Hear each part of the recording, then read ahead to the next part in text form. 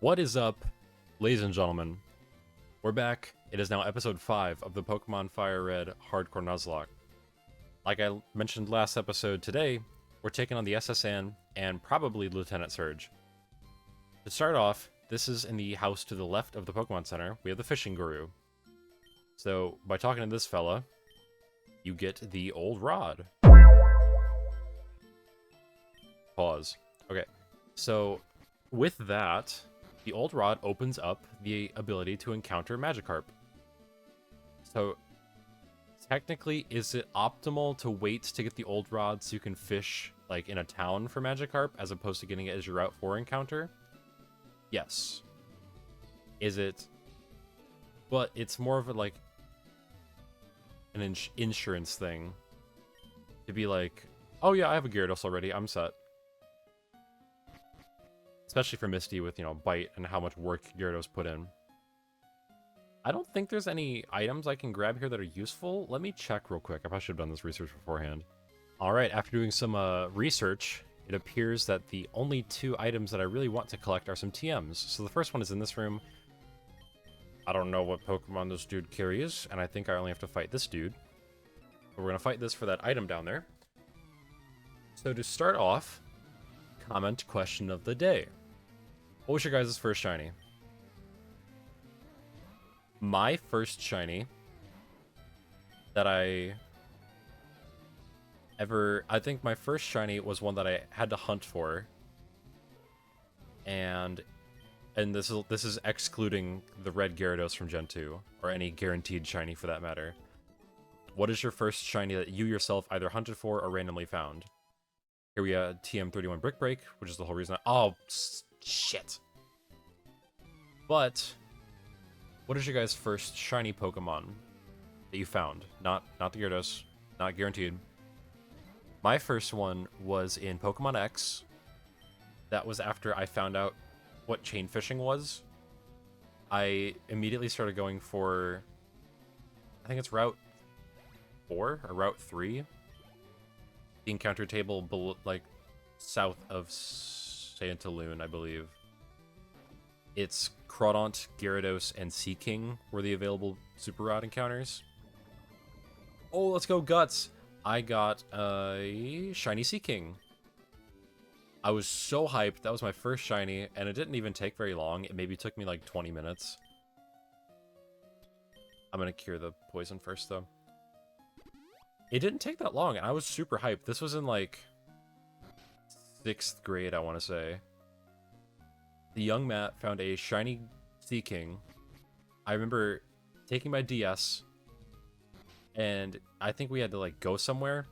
I put the DS on top of the fireplace in the living room. This is TM44 Rest, the only other valuable item that I want to grab here. And then I forgot to save, and I let the DS die. So my past save point was right as I started fishing, and I did not, in fact, keep the shiny Seaking because I lost it. So, I was pissed. More so sad. There's a bunch of berries in these garbage cans, by the way. And a Great Ball, which is very important. And I have, for some reason, unfortunately, never gone back and tried to re-catch the Pokemon. I felt defeated, in all honesty. I was like, man, I just lost my first shiny due to my own incompetence. I feel bad. So, let me know what your guys' first shiny was. If there's a story behind it, I would love to know. Leave a comment below. I love reading all the comments, especially from people that I don't know in real life. It is honestly a lot of fun, so please keep that up, guys. And here we have our next rival battle. I probably should have led Raticate still, but maybe not. Our rival should start with Pidgeotto, probably. But yeah. And ever since that shiny Seaking, I have been continually hunting and getting shiny Pokemon in every future gen since. I've completed all the Pokedexes that give you the shiny charm, except for Black and White 2. I've been meaning to do that. I've done tons of shiny hunts. I'm talking Masuda, Outbreak, Sandwich, Dynamax Ventures, I think is what it's called. SOS chaining. What's the feature called in Orez? Dex naving. Board encounters. I've done practically everything you can. And I love shiny hunting. Oh, he's got Eradicate. I don't like that I'm still -1 accuracy, but we're swapping out after this. I think a good middle ground is my own Eradicate, because he's 7 levels lower than me.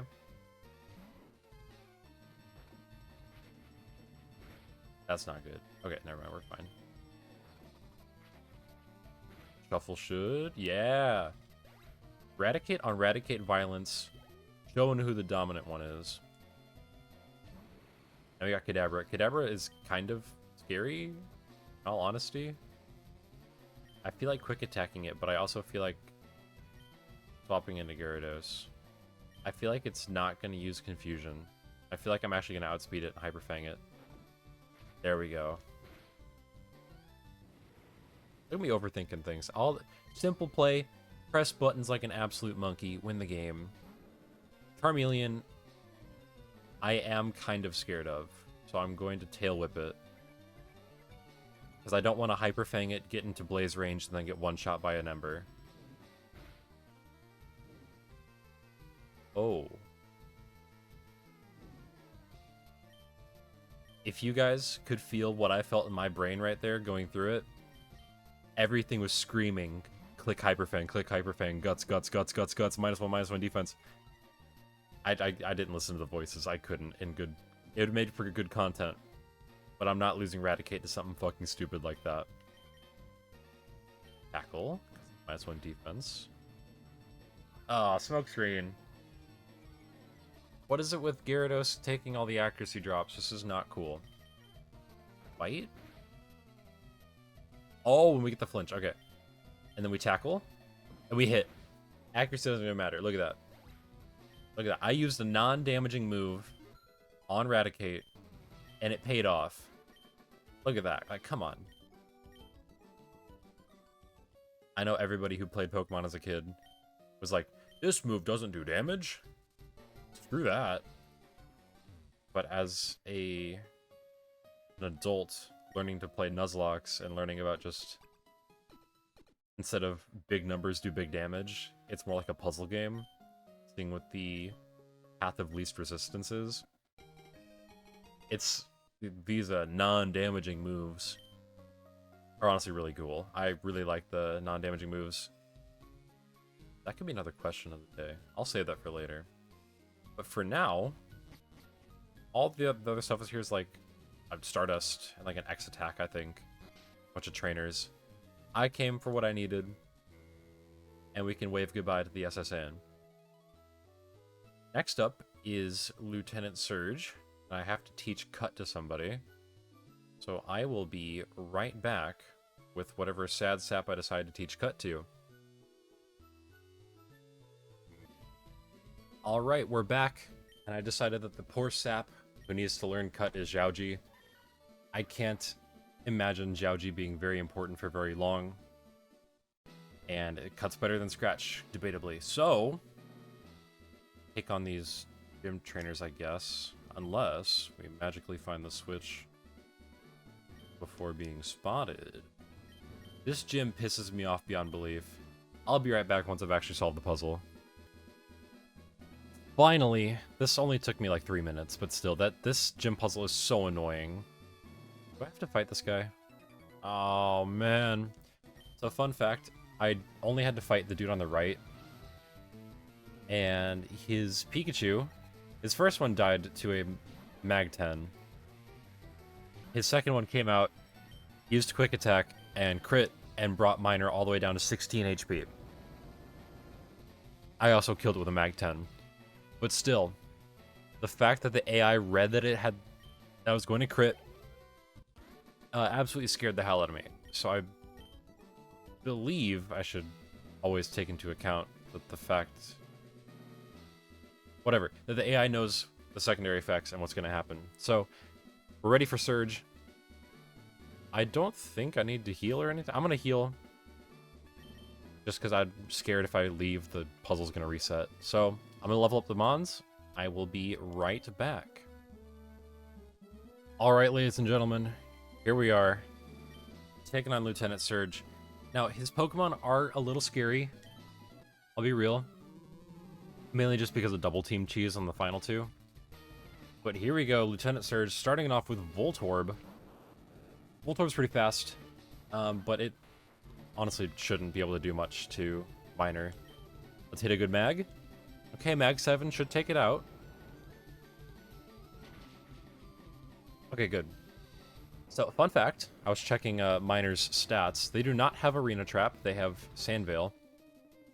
And they have an Adamant Nature. Pikachu's a little scary. Okay, did it crit? Okay, it can't do it. I swear to God, if Mag 6 doesn't kill it... Okay, thank God. I am very scared of Raichu. Because I'm pretty sure it has Quick Attack. It does. It does. Okay, Quick Attack, Double Team, Thunder Wave, Shockwave. My reasoning for bringing Gyarados is as a pivot. But considering how much Quick Attack did from Pikachu, we're not playing around the crit here. They didn't even use it. Why'd I get Mag 6? That's so bad. This means they're using Double Team. Oh, God. Okay. Come on, Miner.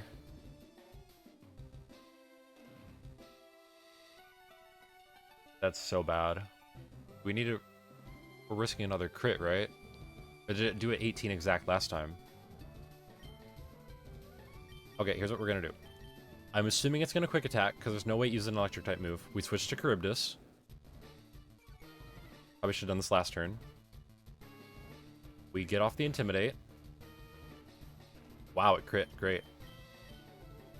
And then it should use an Electric-type move.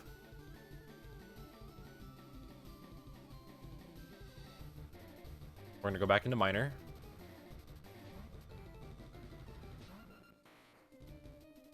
We're immune. And we have... Okay, good. See? 7. Hit. Let's go. We didn't play around the crit. It was a little sloppy.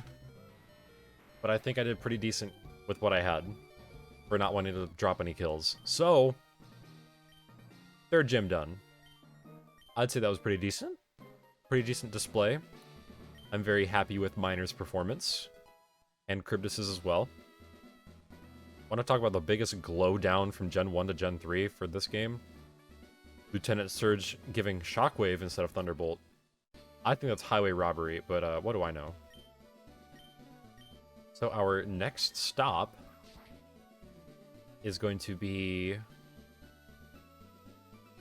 through the Diglett's Cave so that we can go pick up an HM to progress through the game. So I'm going to meet you guys there at Diglett Cave, and I will be right back. We're back. We're in the Diglett's Tunnel. Diglett's Cave, my bad. And we swapped out Suspicious for Motion. I don't think we need a second grass type at the moment, considering we just beat the Electric Gym, and our upcoming gym is Erica. Oh. Will I be able to run? Will I be able to run? Oh my god. This is why I put Charybdis up front, because she's immune to Arena Trap and the ground type moves. I almost said earth type moves. So I swapped in Motion for Suspicious, just to add some type diversity, and because I just like them, so like, yeah. Our level limit, our level cap, is now 29, and we have our Thunder Badge, what it's called. We still have Xiaoji with us, because we need them for a specific cut tree, if I remember this game correctly. and I will meet you guys once we're through this hellhole of Diglets. We have finally made it through the Diglets cave. We're back on Route 2. So, I think there's an item up here. What Zhaoji can help us with. I thought there's probably an item up there back in red, blue, and yellow. Is cutting down that tree. I don't know if we have to. Okay, we actually do. So up there, that kid up there trades you your Abra for a Mr. Mime. So I guess that is the only new encounter we'll talk about for this episode. Mr. Mime is like on par with Kadabra, I would say.